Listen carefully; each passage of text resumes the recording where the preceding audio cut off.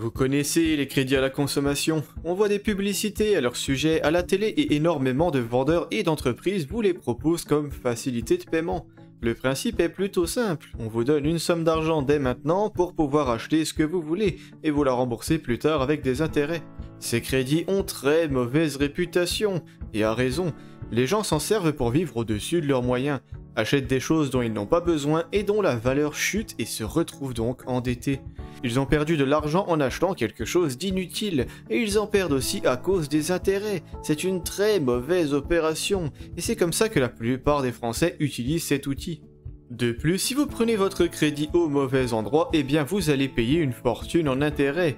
Emprunter 10 000 € sur 4 ans peut vous coûter jusqu'à 14 000 € sans problème, si vous passez par un courtier de mauvaise qualité, dont notamment ceux qui passent le plus souvent à la télé justement. Mais là, je vais vous proposer de rentrer dans un univers qui n'a rien à voir, celui dans lequel on utilise ce crédit pour faire le bien, plutôt que le mal. Ce dont je vous parle, c'est toujours d'emprunter 10 000 € pour garder cet exemple, mais cette fois à un taux beaucoup moins immonde. Ce prêt vous coûte en fait 800 € sur 4 ans. Par contre, avec ces 10 000 €, on ne va pas acheter un nouveau salon, partir en road trip ou organiser un mariage glorieux. On va les investir, et si vous vous y prenez correctement, ces 10 000 € pourraient vous rapporter 5 000 € sur 4 ans. Vous gagnez donc 5 000 € d'une part, vous payez 800 € d'autre part, et vous vous retrouvez avec un gain de 4 200 €, tout ça en restant confortablement assis dans votre fauteuil. Mais d'où sortent ces chiffres ? Le prêt coûtant 800 € nous vient de Boursorama et est accessible à n'importe qui ayant une situation assez stable. Cette partie du calcul est complètement fixe. Vous n'allez perdre que 800 € en intérêt, c'est une certitude, ça ne peut pas être plus. D'ailleurs, fun fact, mais si vous preniez ce crédit pour tout laisser traîner sur un livret A à 2,4%, vous auriez 10 995 €, donc rien que ça vous fait déjà gagner un tout petit peu d'argent. Mais bien sûr, je vous parlais plutôt de 5 000 € de gains tout à l'heure, et même 5 180 €. J'ai utilisé un taux d'investissement de 11% par an pour en arriver là, et ce taux, c'est la moyenne historique du MSCI World, un indice boursier. Concrètement, les actions du top 1400 mondial rapportent 11% par an depuis plus de 50 ans, et bien qu'il n'y ait aucune garantie absolue que ça va continuer comme ça, il n'y a surtout pas trop de raisons que ça change. Les actions captent la croissance et les investissements mondiaux, tous les institutionnels s'en servent et le monde tourne clairement autour d'elles. En passant par un ETF aussi complet que le World, qui est en fait un énorme panier d'actions, vous n'avez aucune chance de tout perdre, et le pire qui puisse vous arriver est en fait un crash boursier. Le marché tout entier pourrait chuter par exemple de 30%, mais c'est quelque chose qui sera amené à rebondir. Je vous parlais tout à l'heure d'une moyenne de gains de 11% par an, et bien ça inclut tous ces fameux crashs. Bref, basé sur la moyenne historique de cet indice, vous finirez avec 15 180 € dans 4 ans si vous placez 10 000 € dès maintenant, notre fameux crédit conso. C'est un calcul très avantageux permettant de faire apparaître de l'argent comme par magie, mais voici quelques règles à observer pour éviter de faire n'importe quoi. Commencez déjà par avoir une situation financière ultra solide. Il faut pouvoir vous permettre de littéralement perdre les 10 800 €, donc d'accepter de payer 225 € par mois pendant 4 ans dans le vent. C'est un scénario qui n'a virtuellement aucune chance d'arriver, bien sûr, si vous investissez proprement, mais c'est toujours mieux de prévoir le pire. Et justement, n'investissez pas dans n'importe quoi, sinon le niveau de risque peut soudainement monter en flèche, donc pas de crédit conso pour tout claquer dans le Bitcoin. Je n'ai rien du tout contre cet actif, et je pense que tout le monde devrait avoir un peu de Bitcoin, mais c'est clair que de s'endetter pour y investir présente nettement plus de risques que de passer par un ETF représentant plus ou moins l'ensemble du marché en actions mondiales. Ne prenez qu'un crédit conso à un taux compétitif, pas n'importe lequel. On évite notamment le petit bonhomme vert par exemple, qui est un des plus connus mais surtout un des pires. Enfin, et c'est sans doute le critère le plus important, il faut savoir qu'il vous est possible de baisser le niveau de risque très facilement.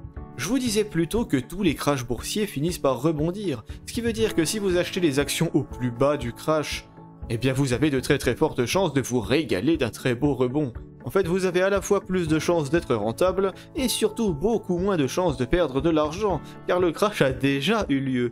C'est toujours possible qu'il creuse encore un petit peu, mais le fait est que vous avez déjà acheté des actions à moins 30%, c'est déjà une très belle affaire, même si ce n'est pas la meilleure affaire possible. Pour moi, c'est bien cette option-là qui est la plus intéressante. Souscrire à un crédit conso à un moment assez neutre est déjà plutôt rentable sur le principe. mais j'aime autant garder cette option dans ma poche pour pouvoir la dégainer à un moment où c'est statistiquement plus favorable. Ça permet à la fois de baisser le niveau de risque et d'augmenter potentiellement le rendement, donc c'est nickel.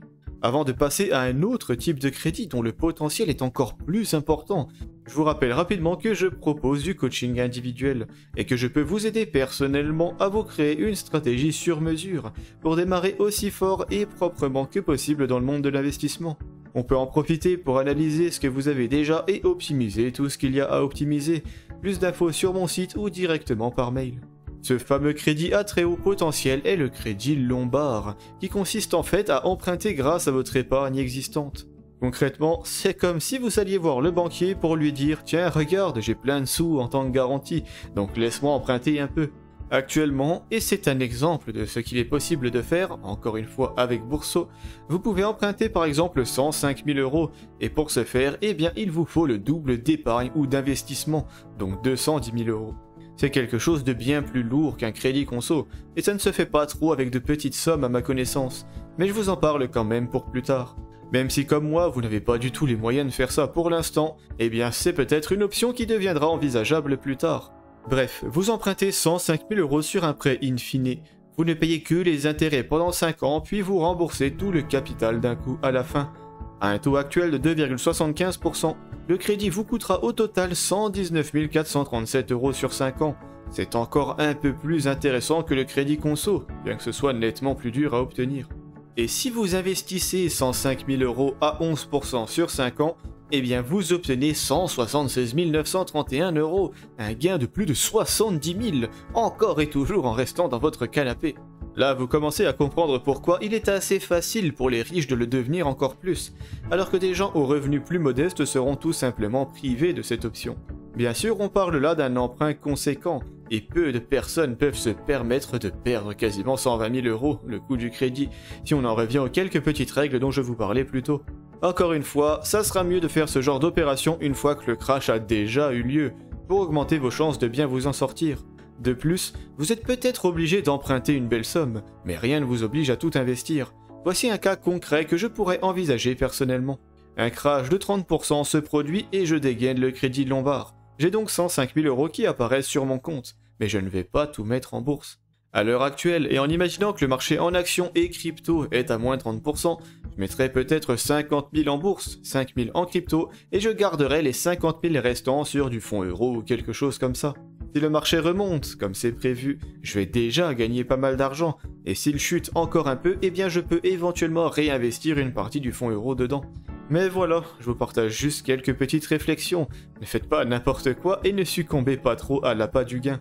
Mathématiquement et historiquement, c'est clair que c'est favorable et qu'il y a de belles choses à faire, mais attention à bien calculer le risque, pas juste le rendement. Je vous invite à me dire en commentaire ce que vous pensez de tout ça, et si vous avez déjà songé à passer à l'action. Avant de penser à des stratégies aussi avancées, je vous invite à vous créer une stratégie solide classique.